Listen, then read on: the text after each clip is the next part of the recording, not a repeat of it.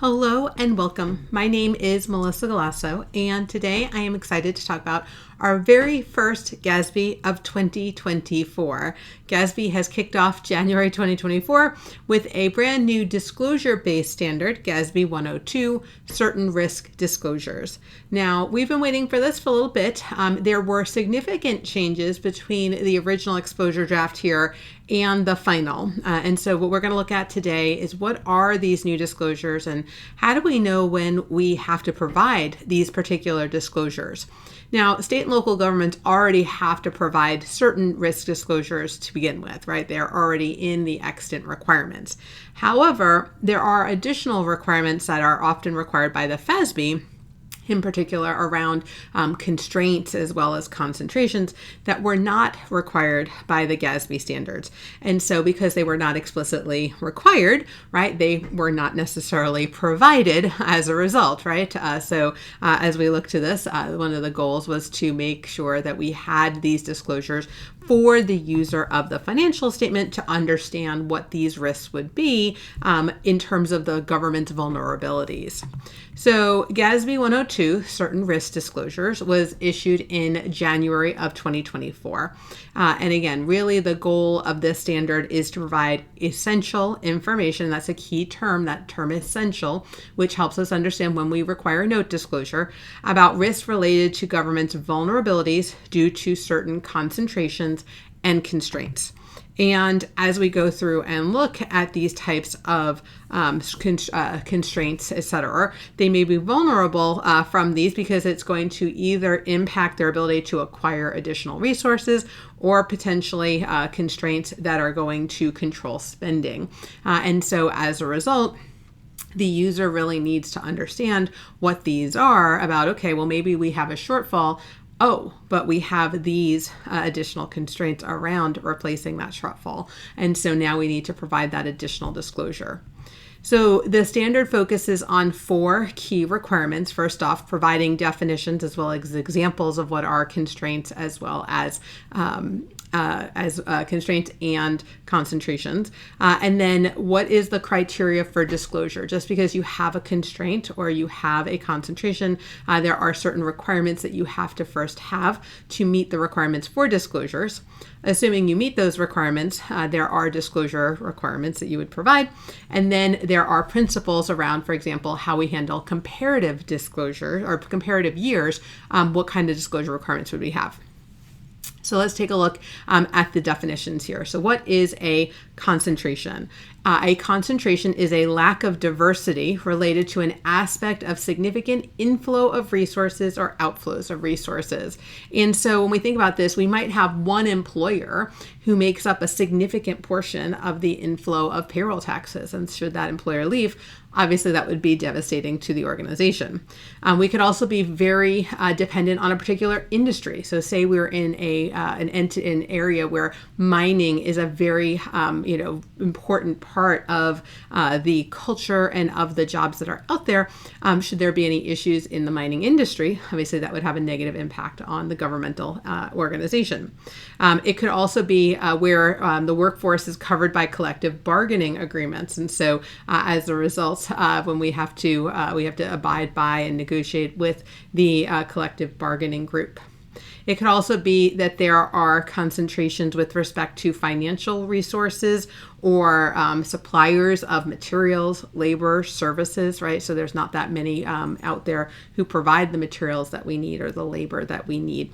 And so these concentrations, right, where we are, we don't have a lot of diversity, that can be very devastating to an organization if there were to be an issue with the primary provider of those services or supplies. Now, a constraint is a little bit different. A constraint is a limitation that is imposed by an external party or by formal action of a government's highest level of decision-making authority. And so in this scenario, either external limitation or the highest level internally is going to limit our ability to do a variety of things. It could be a limitation on raising revenue. So you can only have, so much inflow.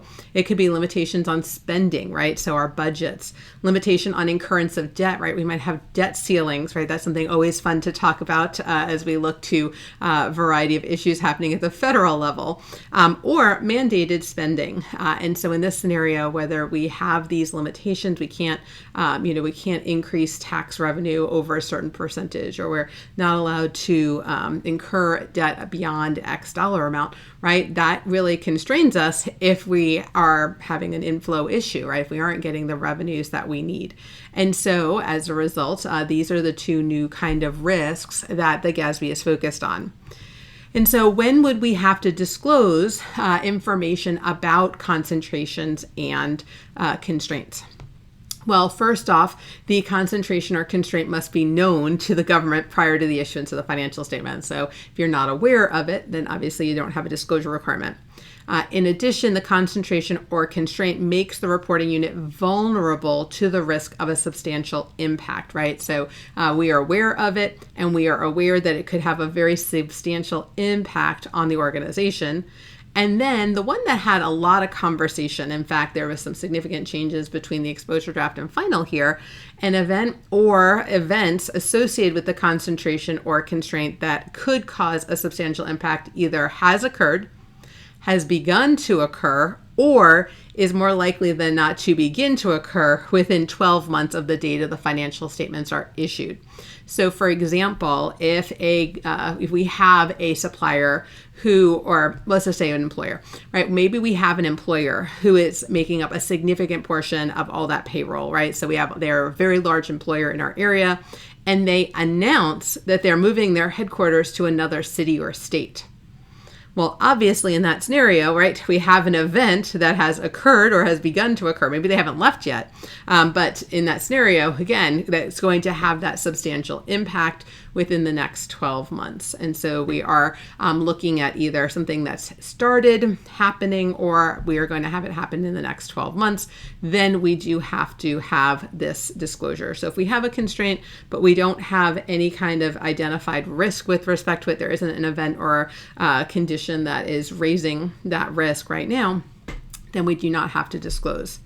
Now, if the government takes mitigating action prior to the issuance of the financial statements that cause the disclosure requirement not to be made, so maybe at the balance sheet date, we had an issue, but before we issue the financial statements, we address this issue, then we obviously don't have to make any of the disclosures, because at the issuance of the financial statements, we don't meet the disclosure criteria. So even though we met them at the balance sheet date, we don't meet them at the date the financial statements are issued, and so that would not be required.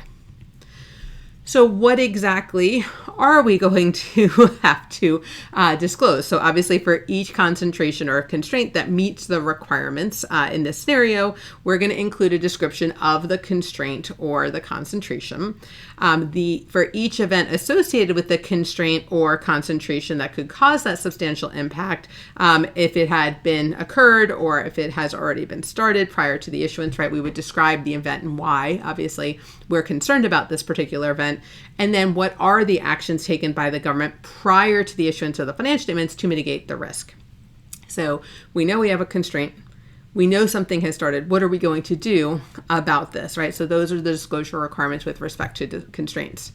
Now, they do provide several principles in this area to ensure that the disclosures make sense. So first off, if you're doing comparative financial statements, which is pretty common, the reporting requirements only apply to the current period, which makes sense because you wouldn't want to describe a constraint from the prior year. We're more concerned with what's going on currently.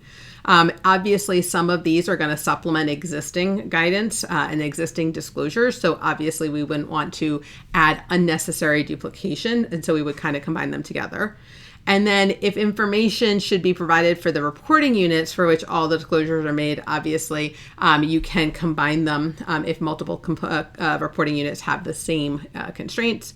And then disclosure information is obviously subject to the requirements in paragraph 63 of statement 14, which is the financial reporting entity.